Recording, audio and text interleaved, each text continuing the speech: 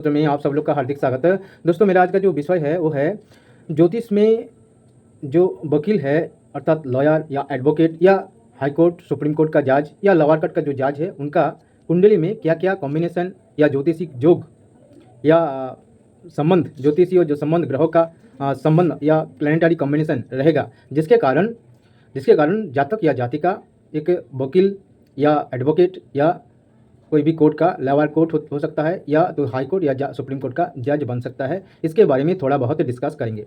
तो इसका जो ज्योतिषिक सूत्र अर्थात एस्ट्रोलॉजिकल रूल्स या पॉइंट्स जो देखा जाता है इसमें क्या क्या होना चाहिए वो देखिए। पहले तो लग्न के साथ गुरु एवं शुक्र की कनेक्शन या संबंध होना चाहिए, क्योंकि लग्न से जातक को विचार किया जाता है अर्थात जातक का जो प्रोफेशन अर्थात उसका पेशा क्या होगा उसका भी विचार किया जा सकता है। जैसे दसम भाव से कैरियर या प्रोफेशन देखा जाता है, ऐसे लग्न से भी देखा जाता है, क्योंकि लग्न के ऊपर जिस ग्रह का संबंध लग्न के साथ जिस ग्रह के संबंध रहेगा और लग्न में जिस ग्रह बैठेगा और लग्न के ऊपर जिस ग्रह की दृष्टि रहेगा उसी हिसाब से जातक का जीवन का जो कैरियर या कर्म जीवन जो है वो निर्भर करता है। तो यह देखिए, जो लग्न में अगर गुरु एवं शुक्र का कोई संबंध है लग्न के साथ अर्थात लग्न में गुरु या शुक्र अगर बैठेगा या लग्न के ऊपर गुरु शुक्र की दृष्टि रहेगा या लग्नेश अर्थात लग्नपति लॉर्ड ऑफ लग्न लॉर्ड ऑफ एसेंडेंट अगर गुरु अथवा शुक्र के साथ संबंध करेगा या जुति करेगा तो भी जातक या जातिका कोई वकील या लॉयर बन सकता है। इसके अलावा और देखिए, जो दसम भाव के अधिपति दशमेश अगर छठे भाव में रहेगा, दसम भाव के अधिपति छठे भाव में, क्योंकि दसम से कर्म देखा जाता है और छठे भाव से मामला मुकदमा देखा जाता है अर्थात कोर्ट केस। तो अगर दसम भाव के अर्थात कर्म भाव के अधिपति अगर कोर्ट केस के भाव में बैठ जाए या कोर्ट केस का भाव का जो अधिपति अर्थात लॉर्ड ऑफ सिक्स हाउस अर्थात छठे भाव का अधिपति अगर दसम भाव में बैठता है तो भी जातक या जातिका वकील या लॉयर या एडवोकेट या हाईकोर्ट सुप्रीम कोर्ट का जज बन सकता है। ऐसे ही अगर लग्नेश छठे भाव में है या छठे भाव के अधिपति अर्थात षष्ठेश लॉर्ड ऑफ सिक्स हाउस अगर फर्स्ट हाउस में अर्थात लग्न में बैठता है तो भी जातक या जातिका अच्छा लॉयर या वकील बनने का योग बनता है। इसके अलावा और जो सूत्र है वो है अगर कर्म कारक ग्रह शनि केतु के साथ युति करता है, कर्म कारक ग्रह शनि अगर केतु के साथ युति करता है, क्योंकि केतु से लिटिगेशन एवं लॉ मैटर्स जो कानूनी विषय है उसको देखा जाता है केतु से। तो कर्म का कारक ग्रह शनि अगर केतु के साथ युति करता है तो जातक बड़ा वकील या जज या एडवोकेट और लॉ रिलेटेड जो प्रोफेशन है उसके साथ जुड़ा रहने का योग रहेगा। ठीक है, तो इसमें देखिए, तो शनि के साथ केतु का कनेक्शन अर्थात अगर शनि केतु दोनों एक साथ युति करता है या नाड़ी युति या नाड़ी लिंक अर्थात शनि एवं केतु एक दूसरे के साथ या एक दूसरे के सप्तम भाव में या एक दूसरे के द्वितीय और द्वादश में या एक दूसरे के पंचम नवम में बैठेगा तो ये नाड़ी लिंक होता है। तो ऐसे नाड़ी लिंक अगर रहेगा तो जातक या जातिका कोई लॉयर या जज या एडवोकेट बन सकता है। इसके अलावा अगर शनि कर्म का कारक ग्रह केतु का जो नक्षत्र है, केतु की नक्षत्र जैसे अश्विनी नक्षत्र मेष राशि में अश्विनी नक्षत्र है, तो मतलब शनि मेष राशि में अश्विनी नक्षत्र में बैठा हुआ है तो जातक का प्रोफेशन ऐसा हो सकता है। नहीं तो शनि अगर जो सिंह राशि में केतु की नक्षत्र मघा नक्षत्र में अगर शनि बैठता है तो भी हो सकता है।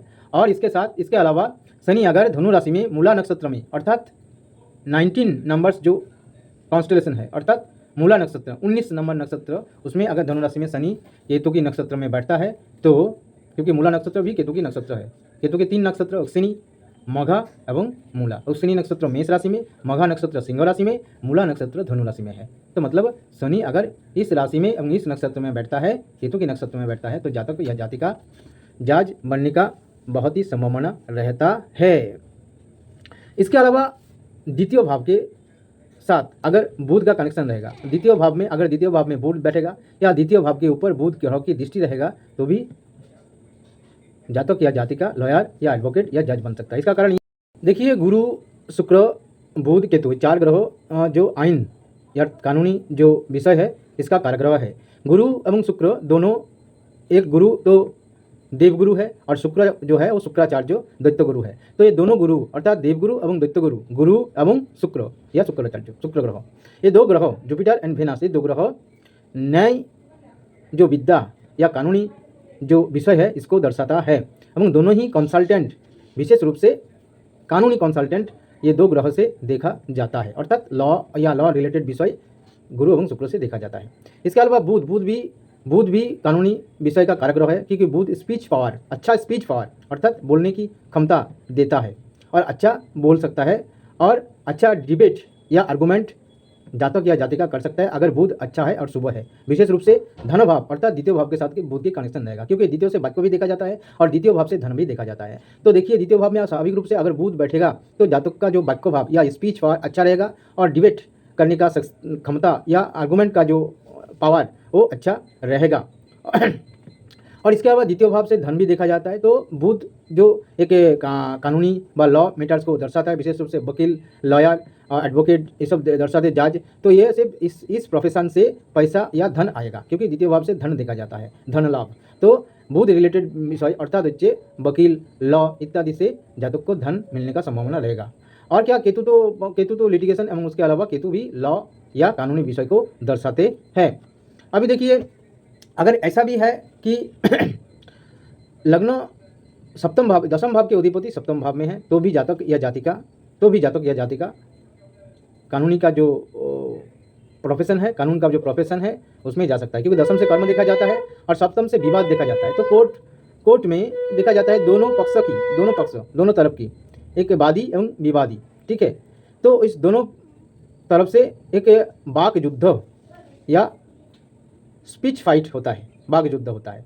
तो ये युद्ध या विवाद सप्तम भाव से देखा जाता है, अर्थात दसम भाव के अधिपति अगर सप्तम भाव में या सप्तम भाव के अधिपति दसम भाव में रहेगा तो जातक या जातिका अच्छा वकील बन सकता है।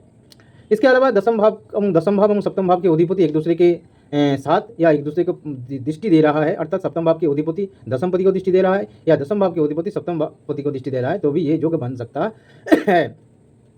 इसके अलावा अगर कोई जातक तुला राशि में या तुला लग्न में जन्म लेता है या सूर्य तुला राशि में होगा है, तो भी जातक हो सकता है। जातक अच्छा वकील या लॉ रिलेटेड पर्सन हो सकता है, क्योंकि तुला राशि का जो सिंबल है वो है तुला दंड या न्याय दंड, अर्थात विचार जो व्यवस्था अर्थात कानूनी जो सिस्टम है, ठीक है, जुडिशियरी सिस्टम, ये तुला राशि से देखा जाता है। तो स्वाभाविक रूप से कोई जातक या जातिका का अगर लग्न तुला राशि में है तो जातक जातिका अच्छा लॉयर या अच्छा जज बन सकता है। इसके अलावा तुला राशि में अगर अर्थात चंद्रमा तुला राशि में बैठा है तो भी ऐसा योग बनता है। तो दोस्तों एक कुछ उदाहरण के साथ इसको देखेंगे। पहले देखिए एक विश्वविख्यात अर्थात वर्ल्ड फेमस जो लॉयर, उनका नाम है डॉक्टर राधा विनोद पाल।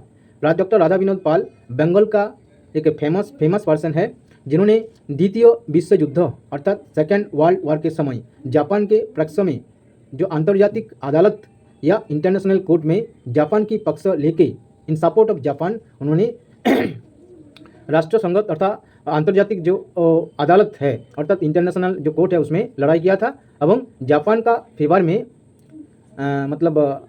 जो जापान की फेवर में उनका जो राय दिलवाया था।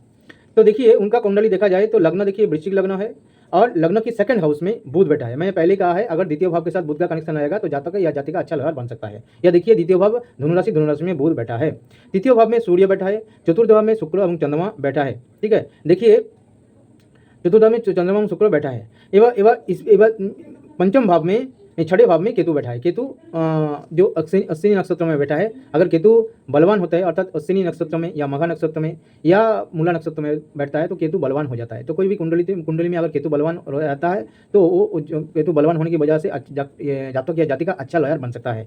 इसके अलावा देखिए शनि केतु दोनों पास राशि में, क्योंकि शनि सप्तम भाव में बैठा है वृषभ राशि में या केतु और छठे भाव में बैठा है, तो पास राशि में अर्थात शनि केतु का नाड़ी लिंक या नाड़ी जुटी हो गया। तो ये भी एक एस्ट्रोलॉजी का द्वारा वकील बनने का अच्छा योग दिला रहा है।